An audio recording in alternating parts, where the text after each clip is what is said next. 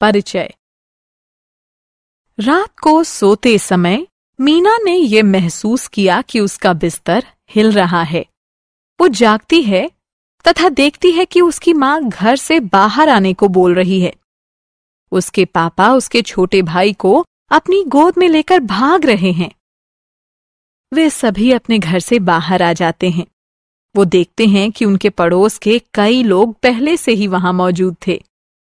बाहर खड़े होकर वे देखते हैं कि उनके घर की खिड़कियां तथा दरवाजे हिल रहे हैं।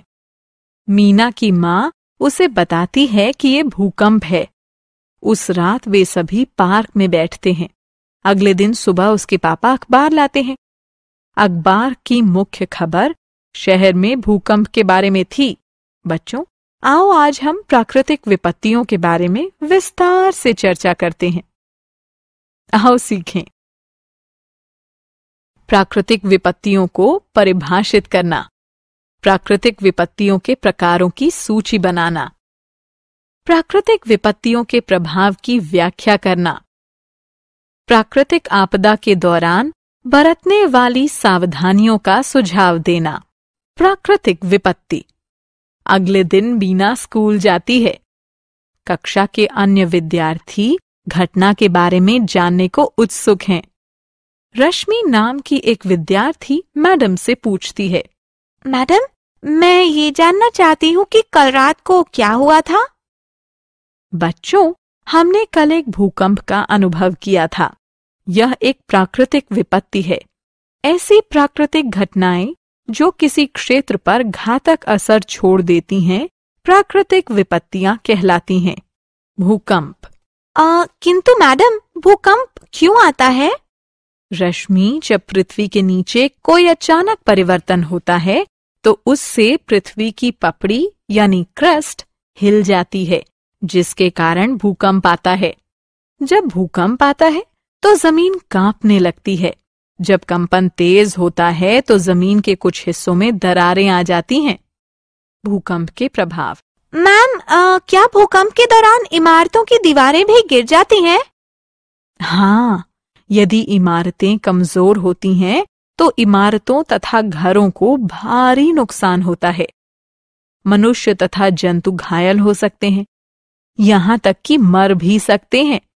संपत्ति को भारी नुकसान पहुंचता है, यहाँ तक कि भारी भूकंप के दौरान बांधों में भी दरारें आ जाती हैं तथा वे टूट जाते हैं।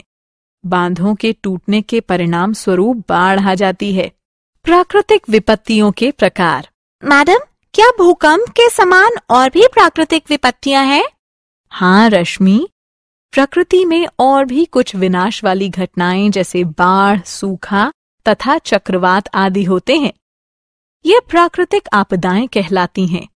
बिजली गिरना, सुनामी तथा भूस्खलन भी प्राकृतिक आपदाएं ही हैं। मैडम, हम इन सभी प्राकृतिक आपदाओं के बारे में और अधिक जानना चाहते हैं। बाढ़। अब मैं तुमको बाढ़ के बारे में बताती हूँ। क्या तुम्हें पता है कि भारी वर्षा के कारण बाढ़ आती है? जब अधिक तथा तेज वर्षा होती है तो नदियों में आवश्यकता से अधिक पानी हो जाता है तथा वह बाहर आ जाता है, जिससे आसपास का क्षेत्र डूब जाता है। पानी घरों, दुकानों, सड़कों, खेतों आदि में घुस जाता है तथा संपत्ति को नुकसान पहुंचाता है। बाढ़ जीवन तथा संपत्ति दोनों को ही नष्ट कर देती है।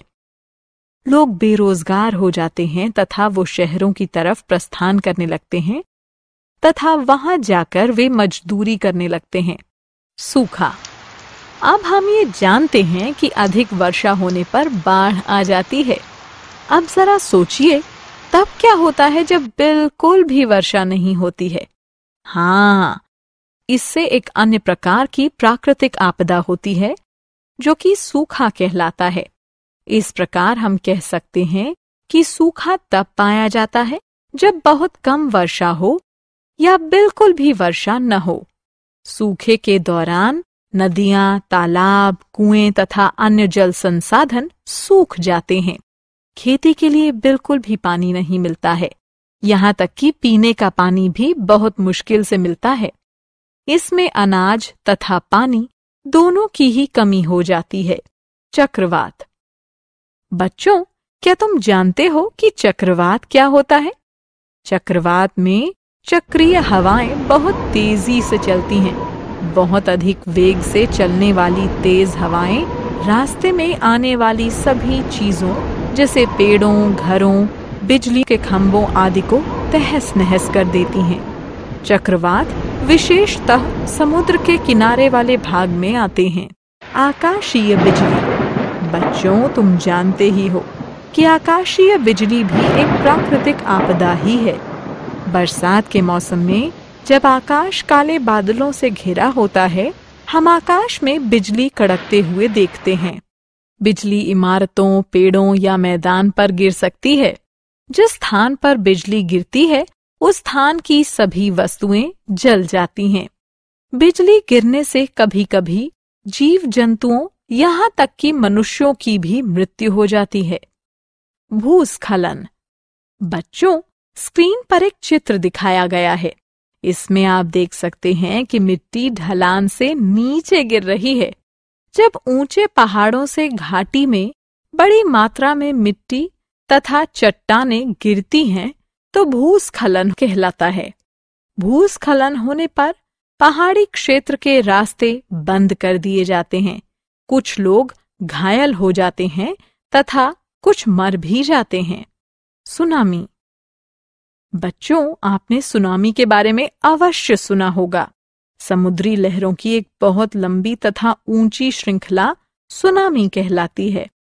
यह समुद्र के किनारे रहने वाले लोगों तथा उनकी संपत्ति को बहुत भारी नुकसान पहुंचाती है। पानी के नीचे भूकंप, भूस्खलन तथा ज्वालामुखी के फटने के कारण उत्पन्न होने वाली समुद्री लहरों की श्रृंखला सुनामी कहलाती है। ये लहरें 30 मीटर ऊंची तथा 200 किलोमीटर तक लंबी हो सकती हैं तथा 200 से 300 किलोमीटर प्रति घंटे की रफ्तार से चलती हैं। बाढ़ के प्रभाव तथा राहत। बाढ़, सूखा, तूफान, भूकंप, बिजली गिरना, भूस्खलन तथा सुनामी ये सभी प्राकृतिक विपत्तियां हैं। इन्हें रोका नहीं जा सकता। ये भारी नुकसान पहुंचाते हैं। इसके परिणाम स्वरूप बहुत अधिक क्षति पहुंचती है। ये याद रखना अति आवश्यक है कि जब ये प्राकृतिक विपत्तियां आएं, तो पहले लोगों को बचाना चाहिए तथा उसके बाद अन्य चीजों तथा संपत्तियों को बचाने की कोशिश करनी चाहिए, जो कि पुनः भी बनाई जा सकती है। सरकार प्राकृतिक आपदा समिति बनाकर भी प्राकृतिक विपत्तियों से प्रभावित लोगों की सहायता करती है। ये समिति ऐसी घटनाओं के घायलों को सहायता प्रदान करती है। देश के उत्तरदायी नागरिक होने के नाते हम जो भी कर सकते हैं वो करना चाहिए। उसके द्वारा हमें सरकार की सहायता करनी चाहिए। हमने क्या चर्चा की? जब पृथ्वी के नीचे कोई अचानक परिवर्तन होता है तो उससे पृथ्वी की पपड़ी हिल जाती है, जिसके कारण भूकंप आता है।